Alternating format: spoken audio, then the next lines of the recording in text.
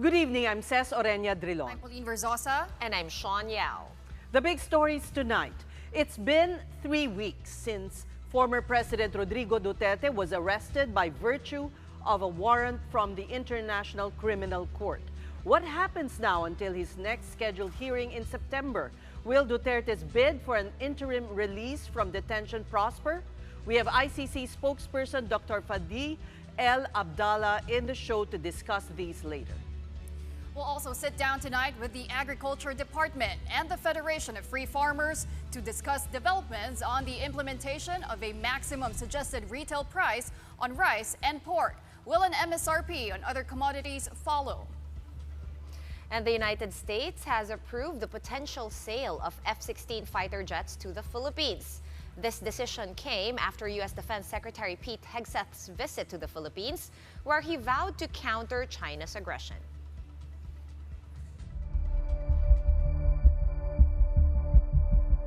This really is ironic, but I have to thank Bongbong Marcos because there was forgiveness between me and PRD for all that has happened in our lives.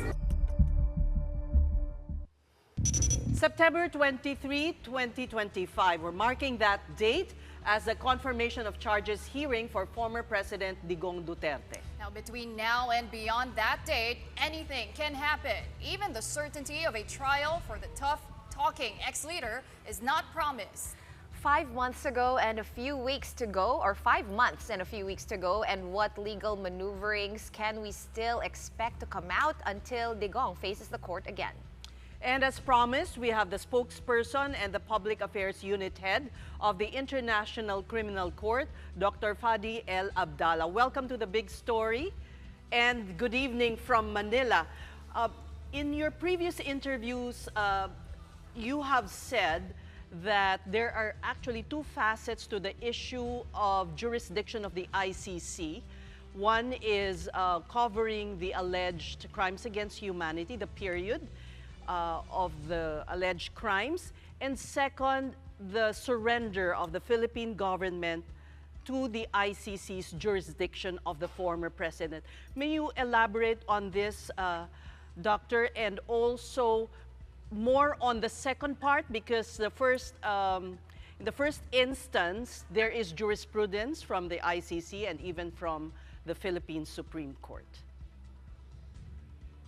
Well, I'm not sure that I fully understand the question, but from the point of the question of jurisdiction, despite the fact that the Philippines withdrew from the ICC Rome Statute, the withdrawal is only affecting what happens after the withdrawal becomes effective, which was a year after the deposit of the withdrawal instrument within the Secretary General of the UN. So for the ICC, the jurisprudence has been always clear that the ICC had jurisdiction over the crimes that were allegedly committed during the period when the state was a state party. So for the Philippines, during the period from 2011 to 2019. And during this period, crimes allegedly committed that may be considered as war crimes, crimes against humanity, or genocide would have been under the ICC jurisdiction. And the withdrawal of the Philippines does not affect this jurisdiction, and this jurisdiction can be activated, so cases can be brought before the ICC in relation to these crimes, even after the withdrawal of the Philippines. So this is a main element, that the investigation and the cases can start after the withdrawal, but they are only related to crimes that allegedly happened during the period when the Philippines were a state party. Now, the issue of the arrest and surrender of Mr. Duterte, it is something for which the court has always showed appreciation to the Philippines' commitment to the international accountability mechanisms. And it is important because we believe that justice should prevail, that truth has to be revealed, and there is a process for that, which is, in our instance, the international level process before the International Criminal Court. Dr. Abdallah, the chief legal counsel of the former president has indicated that he will bring this matter even before the confirmation of charges hearing. And so that is why we wanted you to elaborate on how this turnover or surrender by the Philippines, which was no longer a state party to the ICC at the time. Well, I think the main element, as we had already indicated, is that the ICC has jurisdiction over the alleged crimes because they happened allegedly during the period when Philippines was a state party. Now, the surrender of Mr. Duterte to the ICC is something that was, of course, the decision of the Philippines authorities. And if there is any question about whether it was lawful or not, it would have to be submitted to the judges. I cannot speculate what the judges might say, and then we will see what would be the outcome. But of course, even states that are not parties to the ICC Rome Statute, they can cooperate with the ICC on a voluntary basis. So the question is, I think, might be raised by the defense about the lawfulness of the arrest itself. But that has to be decided by the judges. I cannot speculate on it. Right. Dr. Abdallah, on the matter of some witnesses who are in the custody of the ICC, it has been disclosed by some counsels of the victims that there are at least 2 in the custody of the ICC. Would you be able to confirm this, or is this something that is confidential? Well, we don't have witnesses in the custody of the ICC. There is a protection program for the witnesses. We use the term of in custody, meaning that a person is under detention order. So it's a little bit different. If there is no arrest warrant against someone, then there is no need to have them in detention. But there is a legal protection program for the witnesses. I cannot confirm if for this specific case, there are witnesses under protection or not. Confidentiality is key in order to ensure the safety and security of the witnesses, but also of other people that might be totally unrelated, but because of rumors, they might be put at risk. So I would invite you and everyone not to speculate on who might be the witnesses. The witnesses are protected by the ICC, taking measures that are appropriate to the risks that they may be running because of their interaction with ICC, whether they are defense witnesses or accusation witnesses. The ICC offers the adequate level of protection to all the witnesses that may be called by either party for the proceedings. Perhaps a better word is protective custody, not even? As I said, we have a protection program. We admit witnesses in protection program, but I would not speculate if there are defense witnesses or accusation witnesses that may be under this protection. We offer the protection depending on the level of the risk, and we take the appropriate measure for that. And what phase in the ICC pre-trial process is the Duterte case now? Would you say it is on schedule? Well, for now, as we have indicated, we are at a pre-trial phase. During this pre-trial phase, the judges need to ensure several elements to be put in place in order to make a decision on the confirmation of charges, which is a key step in the pre-trial phase, because if no charges are confirmed, then the case would stop at a pre-level phase, at a pre-trial phase. If one or more charges are confirmed, then the case can move to a trial stage. So the confirmation of charges hearing is a key moment. And during this key moment, the judges will be listening to the prosecution, but also to the defense and to the legal representative of victims if they are authorized to participate in the proceedings. Of course, legal representative of victims are not a second accusation. They are there to express the observation and points of views of the victims, but the charges are brought by the prosecutor, and it is for the prosecutor and his team to provide sufficient evidence to the judges in order to try to convince them to move the case to a trial level. So between now and September, what's going to happen is the preparation for this important milestone. That means that, in practical terms, the prosecutor would need to disclose to the defense team the evidence on which he intends to rely during the confirmation of charges hearing. Because the defense, of course, has the right to prepare, has the right to know what are these evidence, to be able to check them, to counter-investigate them, and if there are witnesses that they are called, of course, the defense would have the possibility to cross-examine them, and also the defense might be requesting also to admit and to call witnesses. Of course, the confirmation of charges hearing is not a trial. A trial is a lengthy process at the ICC.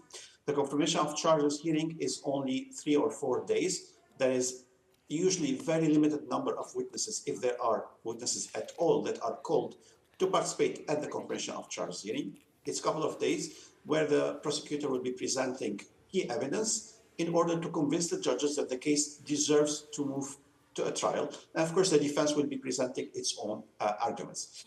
After the hearing, which is scheduled in September, as you have mentioned, the judges may give additional time for the parties to present written observations to complement their argumentation. It may happen or not, but if it happens, then the deadline of 60 days for the judges to render their decision will start running from the time when this period of completion of the confirmation of charges will be done. So after 60 days, the judges will then decide whether they confirm the charges in total or in part, or whether they reject the charges, or whether they ask the prosecutor for additional evidence or for a different legal argumentation. So it's only then that we would know what would be the next stage. And of course, the decision on the confirmation of charges itself may not be satisfactory to either the defense or the prosecution, or to both. But in this case, they cannot appeal it directly. They need to be authorized to appeal it. But there is a possibility that they may be granted to appeal this decision. And then eventually it will be for the appeals chamber to confirm or not the decision of the pretrial chamber. And only if we know that there are charges that are confirmed, then we can start preparing for a trial. If no charges are confirmed, then the case would stop, as I mentioned, at the pretrial level. All right. Well, Dr. Abdallah, I quickly just wanted to go back to the arrest warrant where the ICC cited 43 cases. You have the camp of Mr. Duterte arguing that you cannot establish the widespread and systematic killings if you're just basing it on 43 cases. So please help us understand, is there really a required number in order to establish a crime against humanity, or is one case enough? No, there is no required number. It's not a matter of numbers. The nature of the attack, whether it's widespread or systematic, is an important element to qualify an illegal conduct as a crime against humanity. So a murder or rape or torture or other illegal conducts, they may be called crime against humanity only if they are committed according to a common plan and within the context of a widespread or systematic attack against civilian population. Now, this is different from the actual number of people that may be injured or killed during these attacks. So there is a first question of whether or not there were attacks and whether they were widespread or systematic. And then there is a second question about the type of illegal conduct that may have been committed during these attacks. And then we can look at the matter which is important of the gravity of the crimes. Are they of a sufficient gravity or not? And the issue of gravity is not in terms of numbers, but in terms of impact on a community or on individual lives on the short term or on the longer term. And that is something that may be evaluated by the judges, of course. Now, the issue of the 43 incidents or killings that the judges consider that there are reasonable grounds to believe that they happened is a matter of a kind of a sample of eventual and alleged illegal conducts that may have been committed during widespread or systematic attack. But of course, this was for the purpose of the arrest warrant. And the issue would be before the judges to check whether indeed there was systematic widespread attack, whether or not the crimes were of a serious gravity and whether or not Mr. Duterte has any responsibility in it. So these are questions that will be put to the judges, and of course it would be for the judges to decide on it. But as I mentioned, the issue of the number of 43 is a kind of a sample of the types of impact of these attacks and the incidents that may have been committed during it. And it would be for the prosecutor, of course, to bring the evidence on the nature of the attacks and on the gravity of the incidents.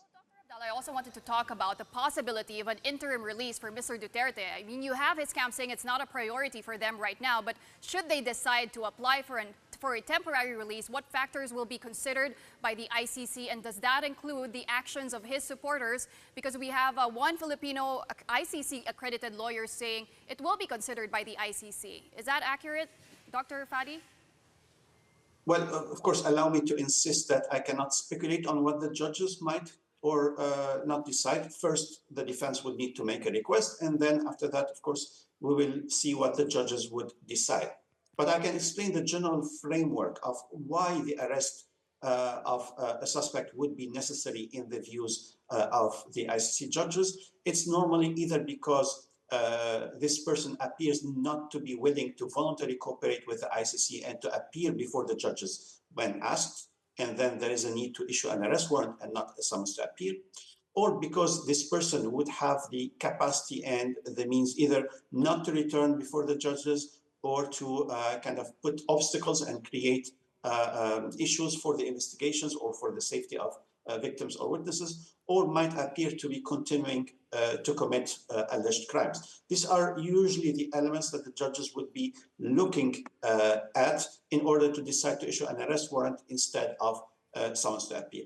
Now, there is a general rule, which is the presumption of innocence of the suspects, unless and until after a trial they are convicted and judges are convinced beyond any reasonable doubt of their guilt. But until and unless this happens, of course, the suspects are presumed innocent. So the general rule would lead that, in general, it would be the right to apply for interim release, and freedom should be the general rule, unless, as I mentioned, there are specific reasons of not cooperating or staying at large and not returning before the judges, or creating obstacles and risks for the investigations and eventually for the witnesses' safety or for the victims, or continuing to committing crimes. So the judges will have to look at these matters, will have to look whether or not there are measures that can be put in place to ensure that the suspect would be returning, would be cooperating, would not be creating any obstacles for the investigations or risk for the witnesses, or will not be allegedly continuing to commit crimes, and whether this type of measures can be accepted by a state that would accept the temporary release of a suspect. So there is a set of elements that may be discussed before the judges, and it's only for the judges to decide on.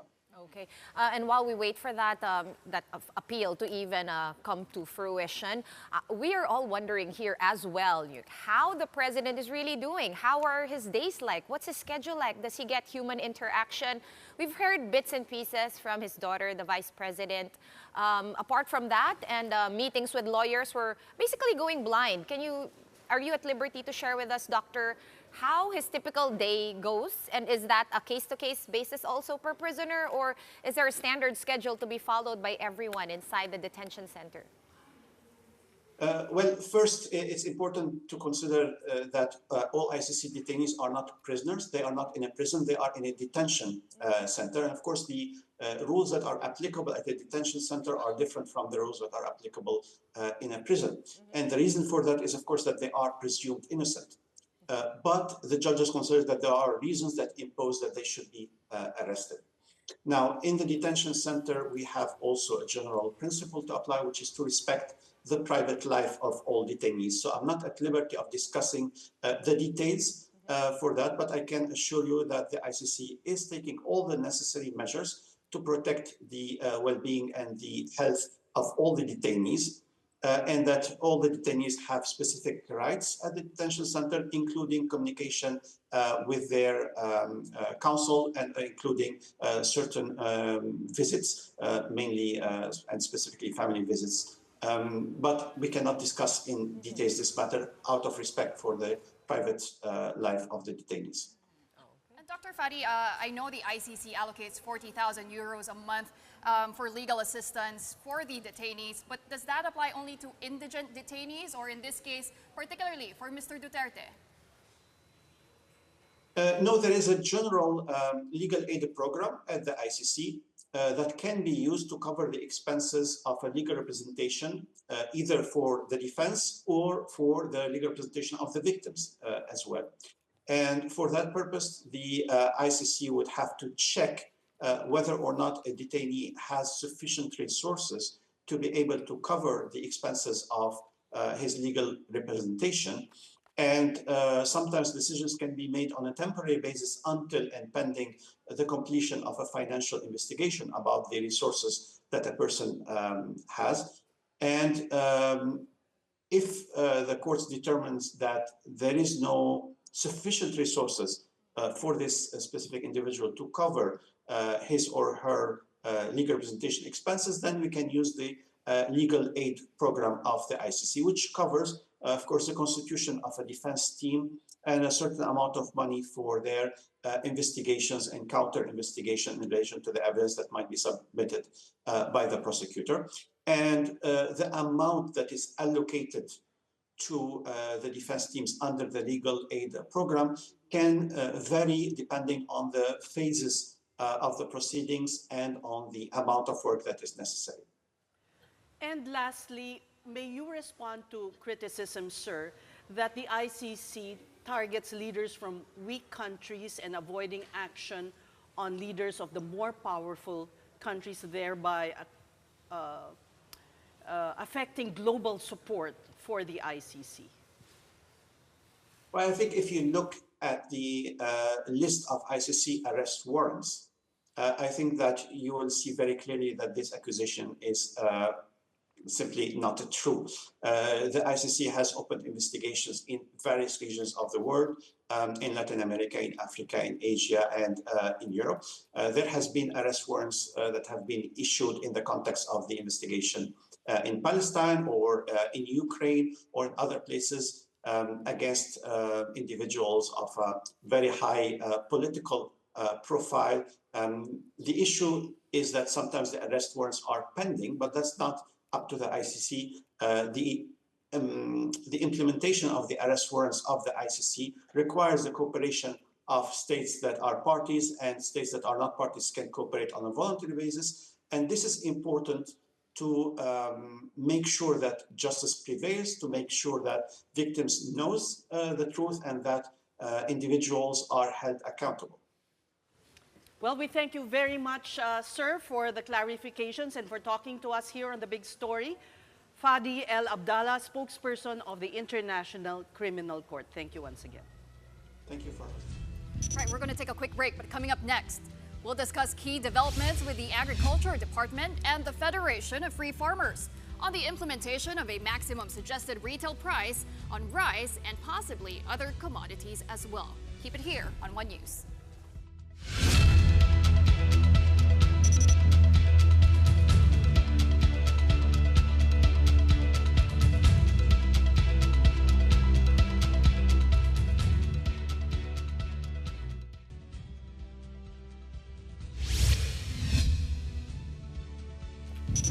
You're watching The Big Story here on One News. The Department of Agriculture proudly reports compliance is now high on the maximum suggested retail price imposed on rice. Just this Monday, rice MSRP has been lessened to 45 pesos from 49 pesos per kilo. But according to DA Deputy Spokesperson Joycel Panlilio, they've seen some retailers selling it for even lower prices. The struggle, though, is with pork, where only 30% complied so far with the MSRP set at 350 to 380 pesos per kilo.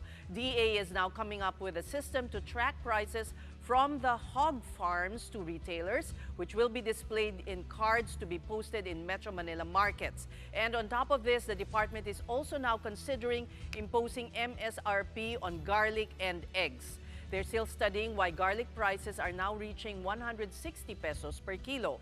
As with egg prices, which increased to more than ₱1 per piece. The DA blames the hot temperature causing deaths of egg-laying chickens and the high demand this election season.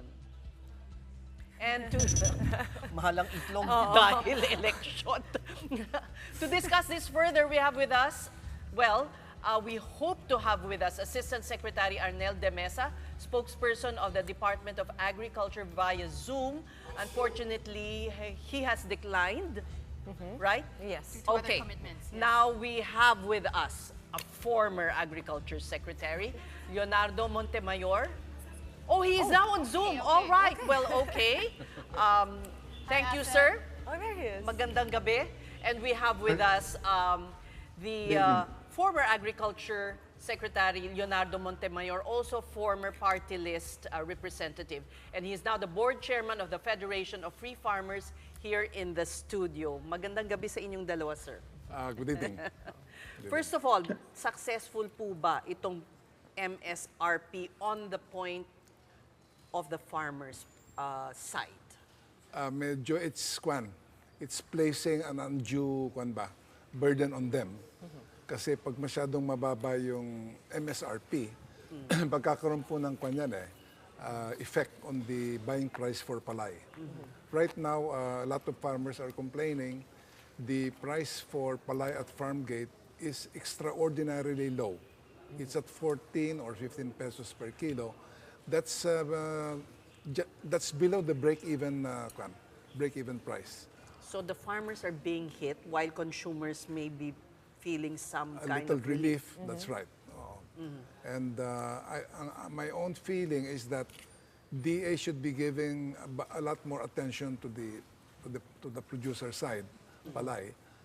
Total, we've seen so many efforts on the part of the government to bring down the retail prices. Unfortunately, they have not worked. Remember in July of last year, the tariff rates on imported rice were brought down from 35% to 15% per kilo.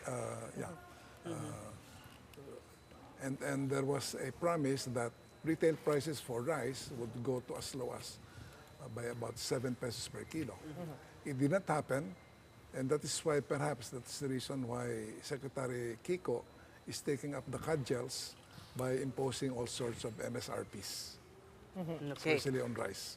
Pagsalitiin naman natin, sir, ang Agriculture Department para ano pong response ninyo? Yes, good evening, Ces and ladies. Magandang gabi po sa lahat ng taga-subaybay. While it is true during or after the reduction of tariff as per EO 62, July of 2023, hindi natin agad naramdaman yung immediate na pagbaba ng presyo as expected. And as per the official report ng PSA, may pagbaba pero talagang mabagal. And nagkaroon talaga ng implementasyon ng MSRP. And aside from sa MSRP, nagkaroon din ng masigasig na pagbabantay sa smuggling, sa hoarding and profiteering. Kaya nakita natin na malaki yung binaba ng presyo ng bigas after ng implementation ng MSRP. We can recall that the department started with the issuance of MSRP at 58 pesos per kilo. And just recently, last March 31, we reduced it further to 45 pesos per kilo. Noong mga una ng MSRP natin, mataas ang level of compliance up to 90%. It started very slow, kagaya nitong 45. Our level of compliance is about 50 to 60%. But eventually, it will go as high as, again, 80 to 90%. So there are a lot of significant changes in presyo ng palay. Access. Okay, so pretty much yun nga rin yung sinasabi ni DA Secretary Kiko, no? Na sabi niya, na-bother kasi ako dun sa sinabi ni Leonie na yung farm gate price ng palay ay bumaba. So kung nasa below 20 pesos tayo sa farm gate price ng palay, ano pa yung point nung food security emergency, yung pagbebenta ng NFA sa buffer stock? Meron pa ba tayong aasahan na ani para ilagay dun sa mga warehouse? Kasi una na lang siguro, ASEC, may katotohanan ba na mabagal daw yung uptake nung gina-get rid of natin na buffer stock ng rice sa NFA warehouses? Totoo yun, hindi ganun kabilis yung paglabas or pagbili ng mga local governments. kasi we're very tied yung ating mga kamay, ang department, as per the rice tarification law as amended, very limited yung pwedeng pagbentahan ng NFA, kaya we're asking na magkaroon talaga ng revisions nitong nasabing batas. As of today, talagang very small kumpara doon sa inaasahan natin na 600,000 bags per month. Sa ngayon, wala pang 20,000 bags yung nare-release ng NFA. So we're really hoping. Ang primary reason, of course, ngayon election, very limited ang available funds ng NFA, ng LGUs, I mean. And at the same time, of course, LGUs may sarili-riling silang decision which the DA cannot control. Well, ASEC, nabanggit naman po ng Agriculture Department na plano nyo pong i-recommend sa Pangulo ang pagbalik sa taripa nga sa rice. And I just wanted to ask Leonie also, gaano ba po importante yung pag-reinstate doon sa mga rice tariffs at 35%?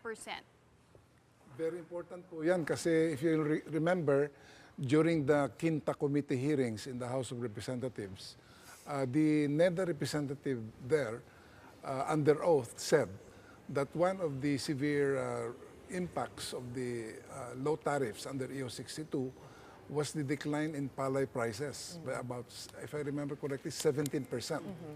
So malaki yun. Samantalang yung decline daw sa rice retail prices because of the reduction in tariff was only about 2%. So it's not working. Plus the fact that government has lost a lot of revenue. By our estimates, it's about 18 billion pesos since the EO took effect in July of last year. That was supposed to go into a competitiveness enhancement fund for rice farmers to improve their productivity and production.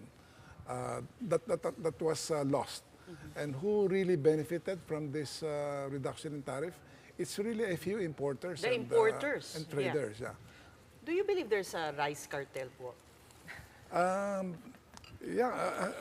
would say there is in terms of monopolizing the profits from this reduction in tariff. If that is defined as a cartel, to me, there's a cartel, but it's really more looks like profiteering a duck. perhaps. Cartel-like activity. Kasi Ganun na sabi lang. nyo 40% is cornered by a few. 14, about 14 importers. The top 10 or so importers, they account for about 40% of total rice imports.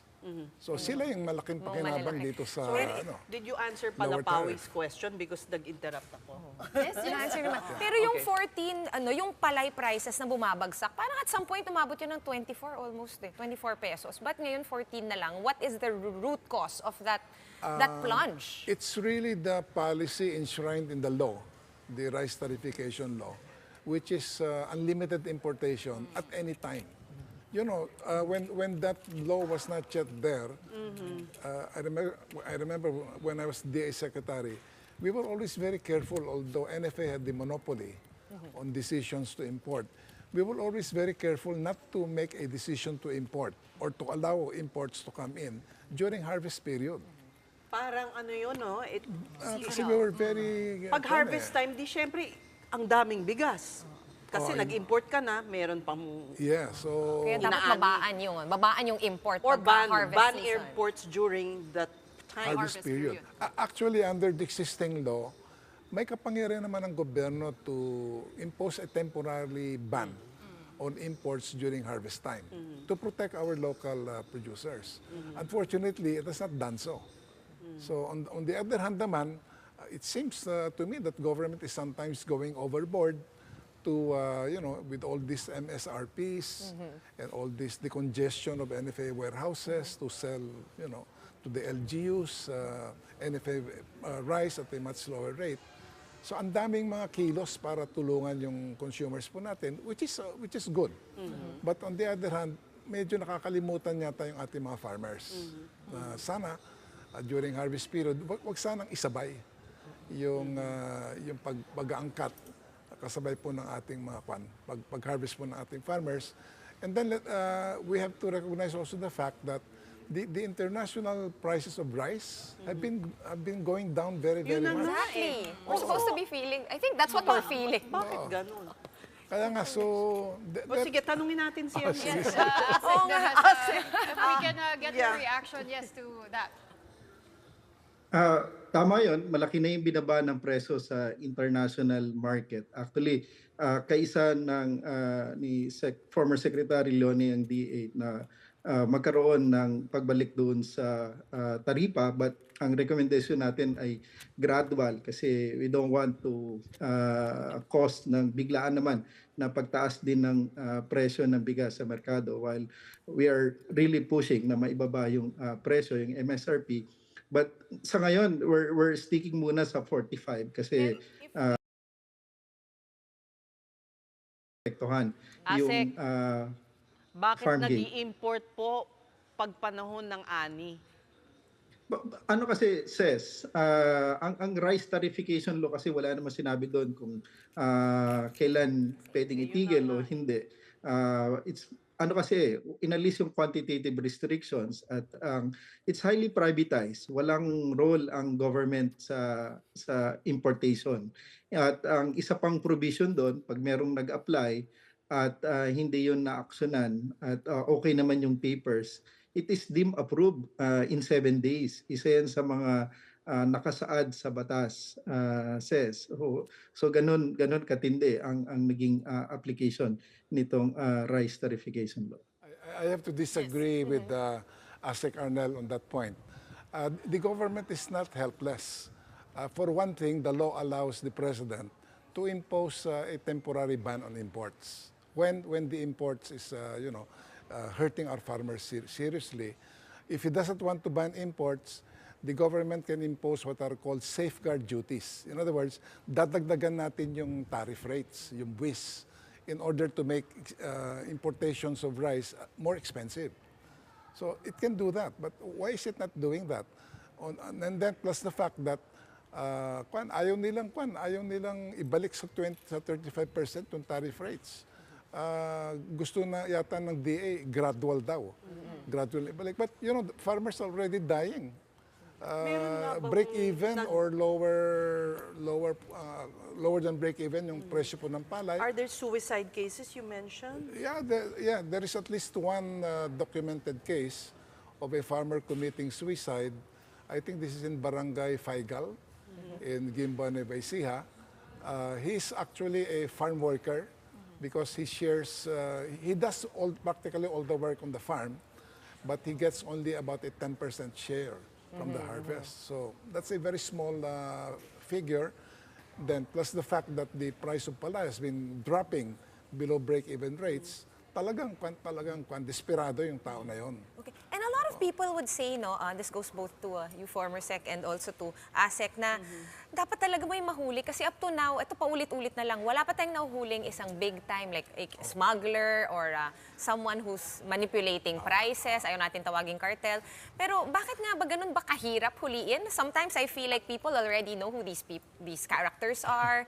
And it's almost like we're skirting around the subject and dodging it. And Sa side ng farmers natin, bakit gradual yung pagbalik ng original tariff rate to 35? We already know farmers are hurting very much from the low prices exacerbated by the entry of imports, precisely because imports have become cheaper because of low tariffs. And then we want to do the increase in protection slowly. Namamatay na yung tao, slowly pa. Kawawa naman yung magsaka natin na at patuloy po yung kanilang paghihirap po dito. I think I heard ASEC Yes. saying something. Yes, ASEC. On the part ng DA, actually marami ng importers ang tinanggalan ng lisensya ng Bureau of Plant Industry na makapag-import uli. At may mga nakasuhan na actually at marami na ring nahuli ang aming inspection and inspectorate office sa mga ganitong problema. Kaya marami nang nakasuhan. At doon naman, ayaw ko sanang pag-usapan yung issue ng nagpakamatay. Pero if I got it correct, nagkaroon na ng resulta ang NBI regarding this na pinasungalingan yung nasabing allegation. But I don't want to further elaborate that kasi gusto lang namin na makiramay doon sa mga namatayan. And doon naman sa presyo, while may mga reported talaga, we admit na 14, 15 pesos. At ayon na rin sa pag-aaral, para doon sa tuyong palay, ang maganda talaga nasa level ng 20 hanggang 22 pesos para talaga maganda sa mga farmers yan. But I also would like to point out yung huling report ng PhilRice na kung saan yung gastusin ng mga farmers on average is nasa mga 13 pesos 50 centavos per kilo. Ang pinakamababa niya reported sa Nueva Ecija at 11.50. Mayroong mga lugar na 18 pesos but on average is 13.50. At malaki yung subsidiya din ng ating pamahalaan.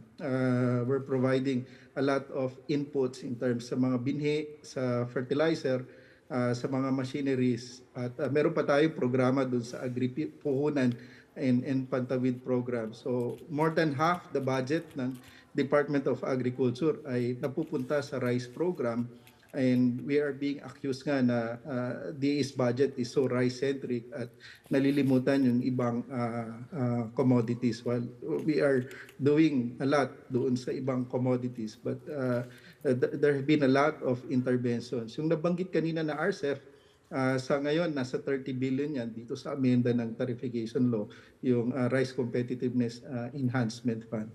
At ano yan, every year for the next 6 years. Thank you. Well, Aseka, we also wanted to ask you, after rice and pork, ano pa ba yung mga susunod na commodities na magkakaroon ng MSRP? Kasama po ba dyan ang bawang, ang itlog at manok?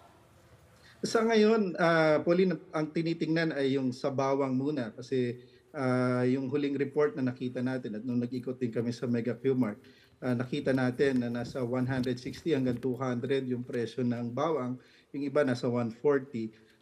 Base sa pag-aaral natin, yung landed cost niyan is 80 pesos. So masyadong mataas kung ibebenta ng 160. At 95% kasi ng ating pangangailangan or yung consumption ay imported na bawang at 5% lang yung local. So very important na makita rin talaga natin itong cost structure ng bawang at mapigilan yung sobrang pag-abuso sa presyo nito, lalo na sa retail. Really curious lang. Very quickly, just your thoughts on rice tarification law. Dapat ba nating ibalik dun sa original form, dun sa amendment? Well, it has to undergo at the very least major amendments. Among others, the role of the NFA. Government is still practically helpless in protecting the price for farmers. And on the consumer side, it has to declare an emergency first before it can unload NFA rice. So I think that NFA portion of the RTL should be, I think, thoroughly re-examined. So ibalik ang regulatory powers. And yet you said, and ASIC said, half of the DA budget is on rice. Oo. Kaya lang, okay, malaki ang budget talaga for rice, pero it's being negated by the policy of unlimited importation, and which results in very low prices of pork palay.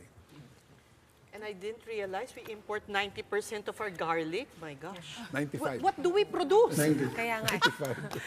95. Matabang yung garlic na imported. For me, mas gusto ko yung atin, pero ang hirap niya hanapin. Ang At hirap. ang liliit. Oo. Pero mas Pero gusto ko yung maliit. So, well, we thank you so much and talagang hindi kasya ang maikling panahon para sa ano. So, we'll see you again, sir. Sure. Hopefully. Yoni and, of course, Assistant Secretary Arnel de Mesa, spokesperson of the Department of Agriculture, former Agriculture Secretary Leonardo Montemayor of the Federation of Free Farmers for joining us tonight on The Big Story. On to our other big story tonight. The United States gives the green light to the sale of 20 of its F-16 fighter jets to the Philippines. In a statement, the U.S. Defense Security Cooperation Agency says the deal is worth $5.58 billion. The American Congress has also been notified of the possible sale. The DSCA sees the turnover of the fighter jets and other military hardware as beneficial for both Washington and Manila in support of the superpower and its strategic partners' national security and foreign policy. The equipment can also boost the capability of the Philippine Armed Forces, particularly its Air Force, in the conduct of maritime domain awareness drills and protection of its territory. The Department of National Defense has yet to receive an official notice of the potential transaction. But for maritime experts, the purchase of advanced fighter jets from the United States is a timely boost to the Philippines' arsenal. It is coming amid China's escalation of military exercises around Taiwan, codenamed Straight Thunder 2025A. Even the Armed Forces Chief of Staff, Romeo Browner Jr., has expressed concern over Beijing's drills around the island and has advised Northern Luzon Command to be ready just in case. NOLCOM is our frontliner here in the Northern Hemisphere. But let me give you this challenge, this further challenge. Do not be content with securing just the Northern Hemisphere up to Mavulis Island. Start planning for actions in case there is an invasion of Taiwan. But for maritime security expert and retired Navy Rear Admiral Romel Jude-ong, there is no need to sound the alarm yet on a Taiwan invasion. Even Malacanang is downplaying a full-blown conflict, at least at the moment. Mahirapan kayo distinguish kung ito ba ay exercise or ito ba ay prelude to an invasion. Kasi nga ninormalize nila yung situation na merong nagbablockade o nagpapaikot dun sa sa Taiwan. So titingin na lang tayo ng ibang indicator na posible para magsabi na imminent yung threat ng invasion. Pero as of now, I think hindi pa naman. Sa aming pagtanto ay hindi naman po dapat mabahala ang taong bayan patungkol po dito. Tama lamang po na magkaroon po siya ng reminder sa buong troops, pati na din po sa taong bayan na we should always be prepared in all contingencies. All right, that's it for the big story tonight. It is midweek Wednesdays. Tomorrow, 2 more days till the weekend. Until the weekend. I know, we're counting it. Thank you for joining us. We are One News, all sides, all the time. Thank you for watching. Good night.